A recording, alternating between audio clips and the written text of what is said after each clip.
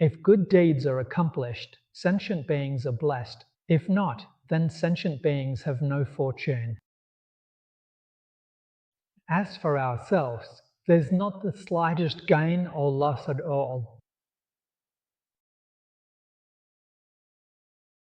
Oh, to be honest, when sentient beings are blessed, we have to work hard, run around for them, and tire ourselves out. If sentient beings aren't blessed, we can just relax and take it easy, with nothing to do.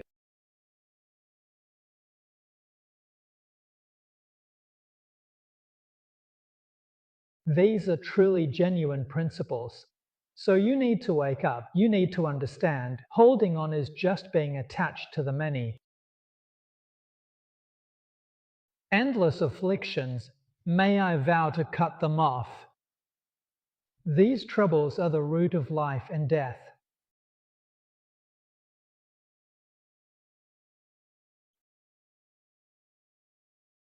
That's why in Buddhism it's often said that if you cut off the afflictions of views and thoughts, you transcend the 6 realms of rebirth.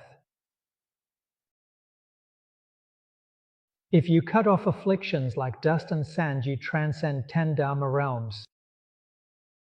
Only then do you realize how serious the afflictions of views and thoughts are.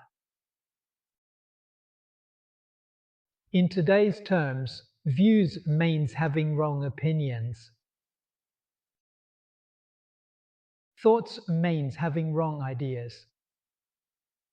In other words, your views are wrong and your thoughts are wrong too. Then this kind of view and thought falls into the realm of attachment to distinction.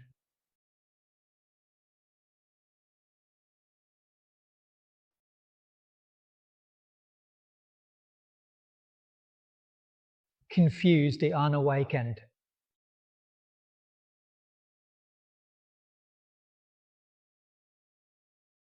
It seems that everyone around me feels the need to tell me exactly what my thoughts and my opinions should be, as if I am unable to decide these things for myself. He did not know, in fact, that my idea was wrong, and my view was, in fact, wrong as well, at all. Shakyamuni Buddha told us in the Sutras, as recorded in the ancient texts, that before you attain the fruit of an arhat, you absolutely can't trust your own views or even your own thoughts.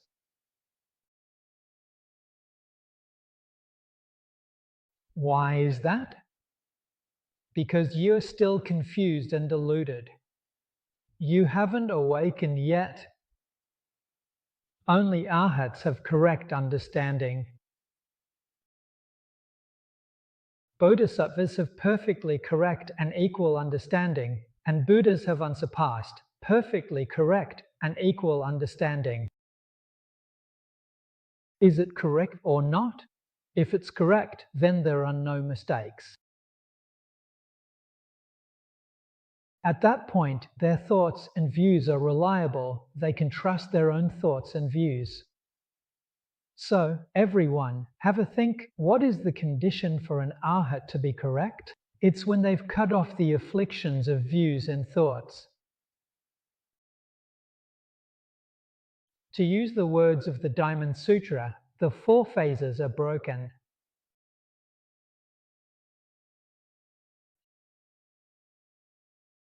When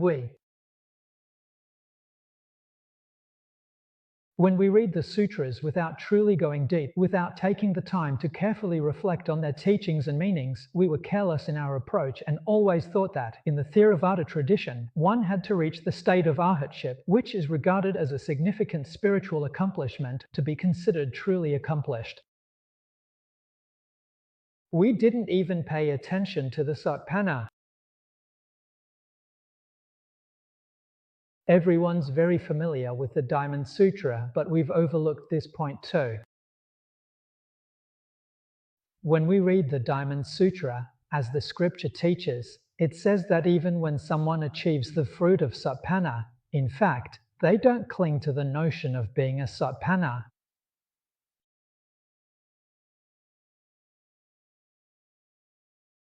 He himself didn't say, I've attained the fruit of stream entry, Sopanna, and if he had that thought.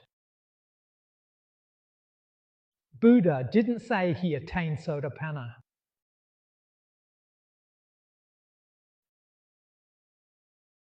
So now we understand it's not easy to attain stream entry. Why is that? The four phases must also be established. Only when you're free from the notion of self, the notion of others, the notion of sentient beings, and the notion of a lifespan can you attain stream entry. So breaking through these four notions is crucial. The depth and breadth of one's practice varies from person to person. The skill of Sotapanna is the former. Yes, it's at the lower, beginning level. Also leave the four phases. This is something we should pay attention. When we usually read or explain the scriptures ourselves, we tend to overlook this point. We focus 10 marks. But if we don't grasp the essence and the true meaning within, if we don't understand the underlying principles, then we won't be able to cultivate or realize them.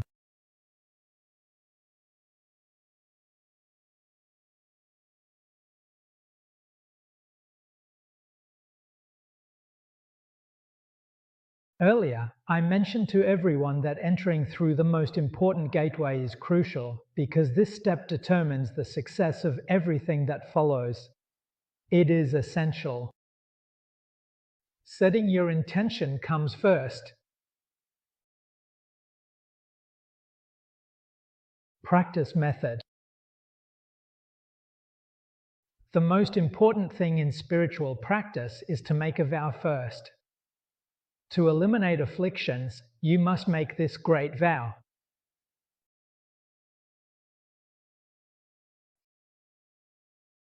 You need to uproot the fundamental source of emotional suffering and deluded thinking.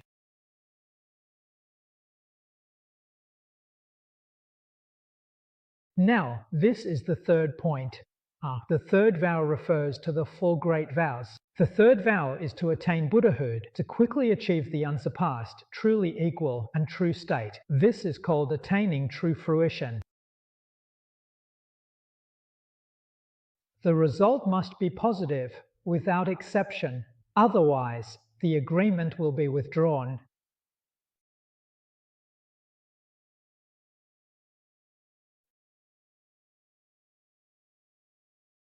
The Buddha tells us this in both the Mahayana and Theravada Sutras. When does a bodhisattva stop backsliding? 8th immovable stage.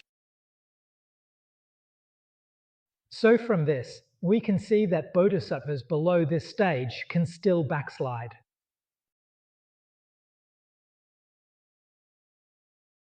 The Buddha says even if you backslide, you can only fall so far.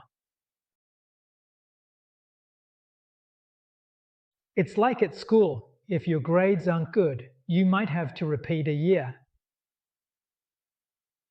Repeating a year is basically backsliding. All the students move up a grade, but you have to repeat. If things get even worse, demoted. So if you're in year 3, you might be put back to year 2, or even year 1. That's even worse. But you won't be expelled. Year 1 is the bottom line. If you demoted to year 1, you just start learning from the beginning again, but you won't be kicked out. That's what's meant by a bottom line. So Shaochen has regressed from the stage of Sotapanna. For great bodhisattvas, we often talk about the 3 kinds of non-retreat. A bodhisattva's bottom line is that they won't fall back to the level of a Ravaka. That's called a non-retreat in practice.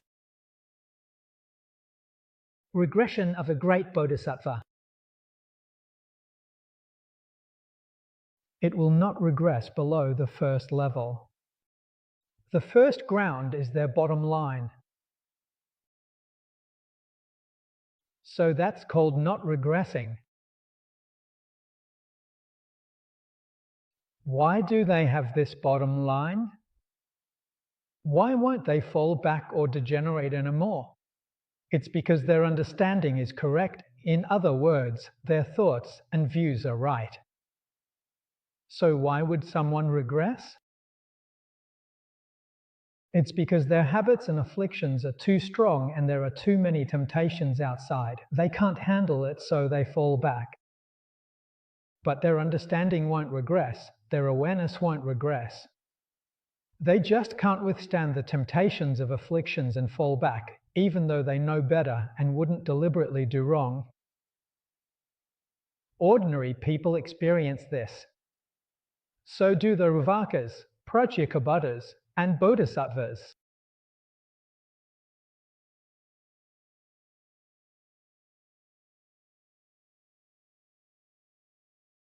Buddhist example. Vasubandhu's three brothers non-abiding. A lot of people know this story.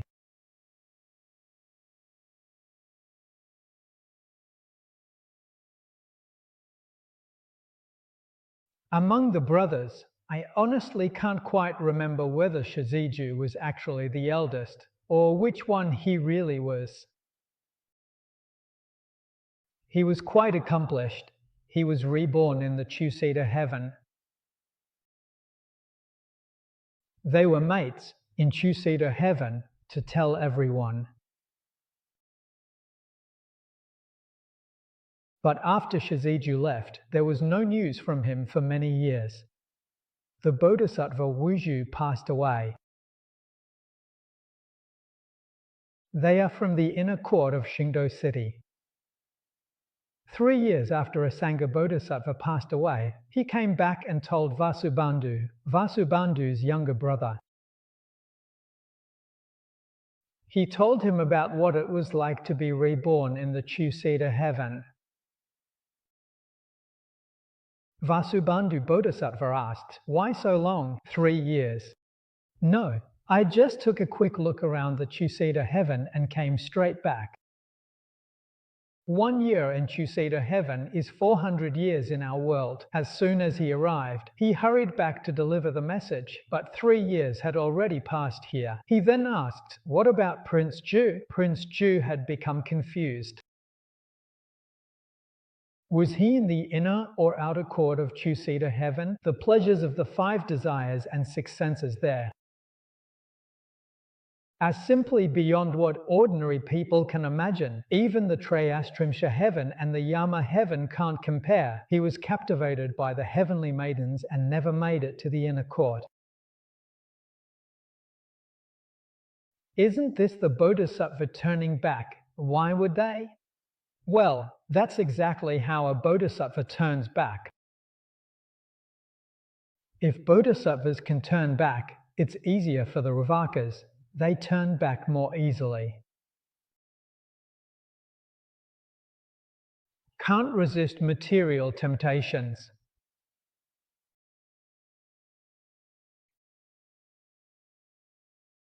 For us ordinary people, the biggest hardship in cultivation is placing too much importance on our own lives, which leads us to turn back from the path.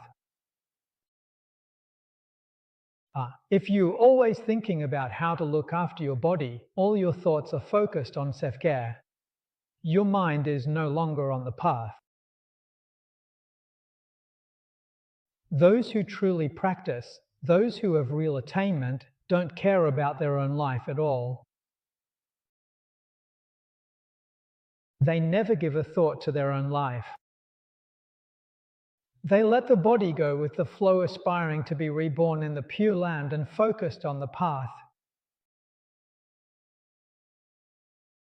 How could they be concerned about their body?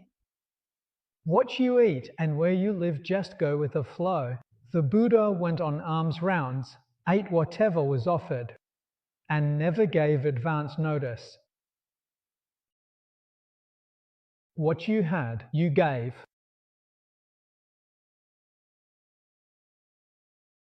And in this world, there are few wealthy people and many who are poor. When the Buddha went on alms rounds, he didn't pick and choose which wealthy household to visit. He went to every house equally, without discrimination. Given that, and with more poor people around, you can imagine what kind of food he received. Who's really paying attention to nutrition in that situation? So, in our society, people with status and wealth tend to go overboard with looking after their health, but in the end, all that pampering just leads to more health problems.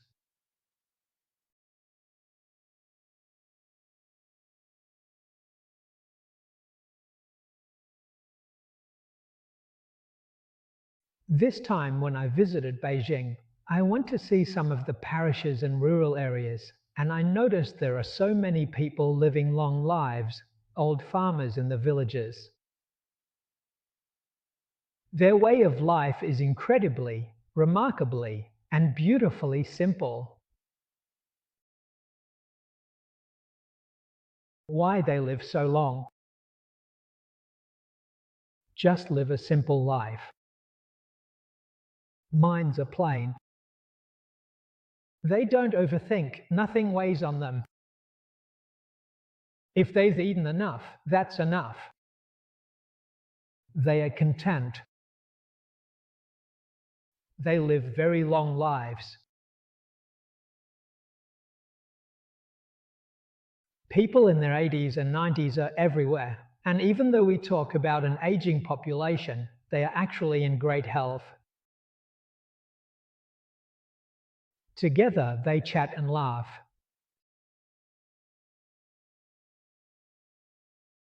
The elderly folks there told me, next time you come, we'll gather lots of seniors to meet with you. 80s, 90s. It's special. So, in this world, some people who are wealthy and successful, they think too much, have too many worries, too much anxiety. That's why supplements have side effects. Not only did it fail to keep them healthy, it actually brought on all sorts of illnesses. Illness really does enter through the mouth. This is exactly what that means. So when we study Buddhism, we follow the flow of life and never seek connections.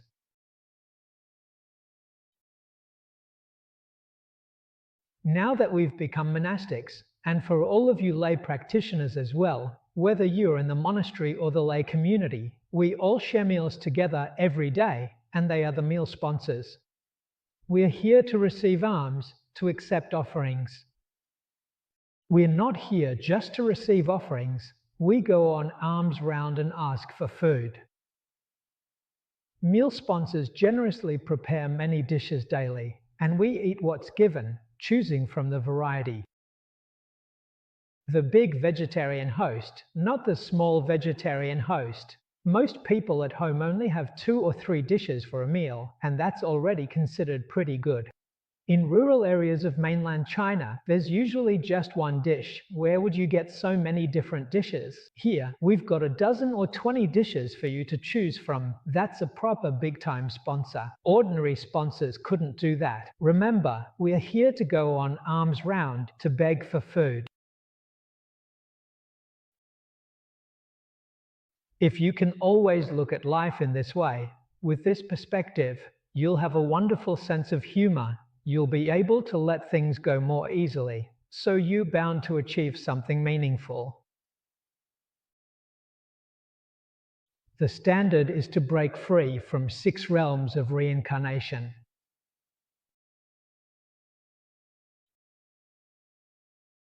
Escaping the 6 realms of reincarnation is just a small achievement. Why is that? You haven't left where it happens.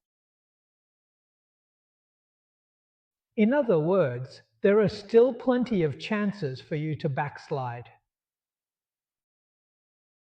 The habits and afflictions you've built up over countless eons are still very strong. You understand serious this is. So, if you want to be known in your lifetime as the ultimate true person, or a true sage as people say, apart from sincerely reciting the Buddha's name with devotion and aspiring to be reborn in the Pure Land in this modern age, which is filled with countless distractions and difficulties, just as Elder layman Huang Lian wisely said, it is, for most people, basically impossible to practice any other method of cultivation or spiritual practice. First of all, people these days, in general, just don't seem to have quite the same level of capacity or ability as those in ancient times. Our capacity just isn't what it used to be. Secondly, the environment these days is much harsher than in the past. In other words, the temptations of the five desires and six sense objects are hundreds or even thousands of times stronger than they were back then. What ability do you have to withstand all that?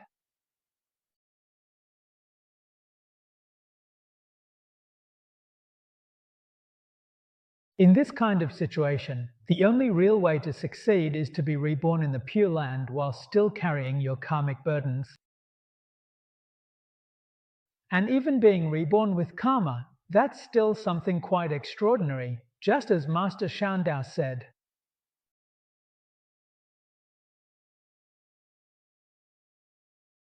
You are about to meet a special fate.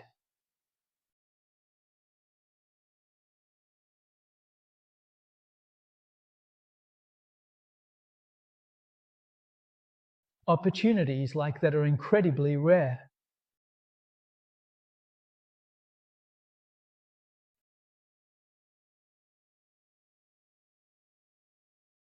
The chance we have here in Singapore is honestly something rare and unforgettable.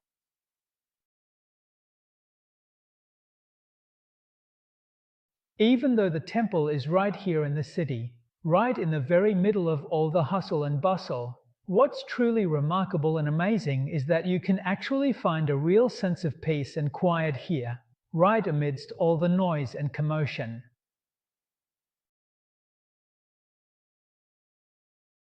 If you truly want to achieve something, just settle down and practice sincerely at this temple. Don't go wandering off. Once you step outside, it's like a dye vat out there, you'll just get tainted again. You need to settle your mind. In this state, what six senses encounter is Buddha Dharma.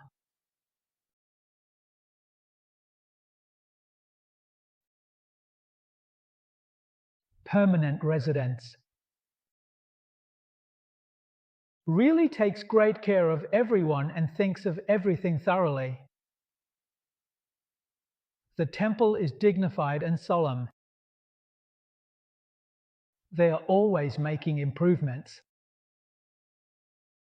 So everything your six senses encounter is all the Buddha's teachings. This is something we should be grateful for. We need to recognize this kindness and repay it. How do we do that? Sincerely chant the Buddha's name and practice the Dharma. This is the true way to repay gratitude.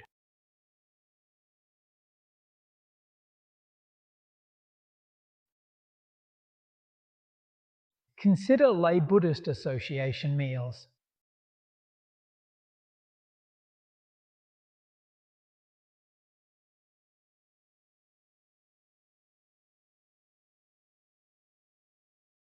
The association has never bought rice, nor oil, nor vegetables.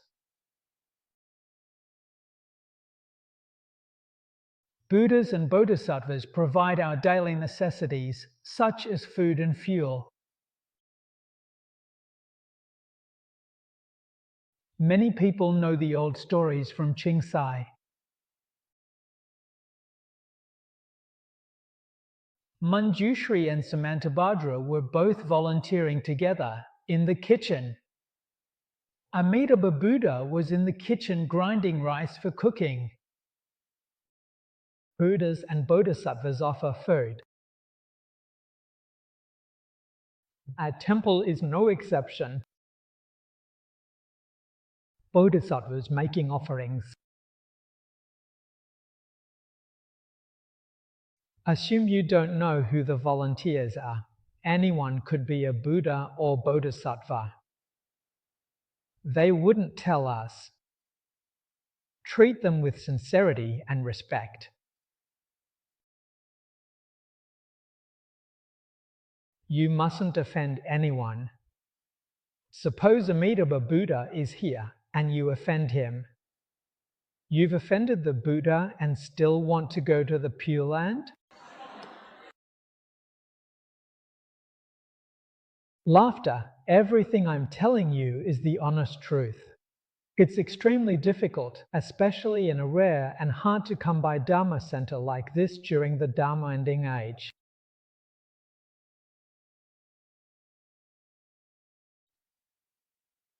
So you must truly make a vow. You want to be reborn in the Pure Land.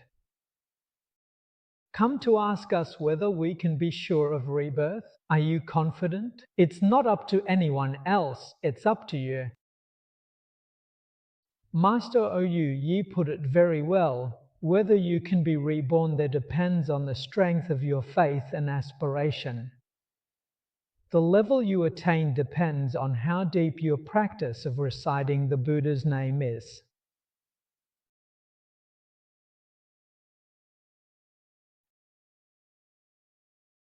Reciting Buddha's name better? It's about the depth of your practice. How do we talk about the depth of practice? If your recitation of the Buddha's name can truly suppress your afflictions, then your practice is deep. If you recite the Buddha's name but can't control afflictions, then your practice is shallow. You've just finished a 7-day Buddha recitation retreat. Those with deep practice can go 7 days without a single afflictive thought. For those with deep or shallow practice, it's a day or 2 without getting upset.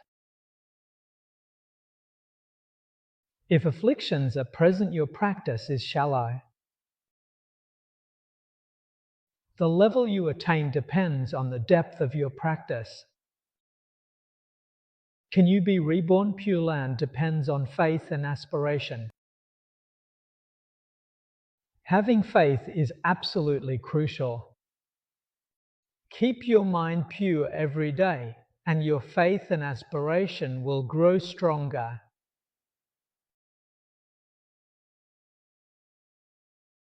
Chant the Buddha's name every day to raise your level. All the fame and fortune in this world, it's all just empty in the end. No matter how much you have, you can't take any of it with you. Buddha recitation stays with you.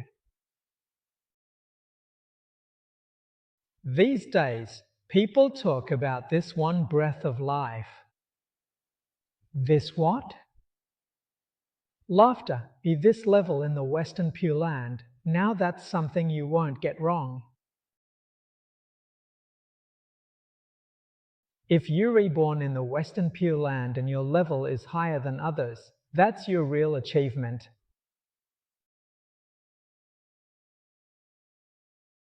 Now that's what you call true wisdom, true cleverness, and genuine insight.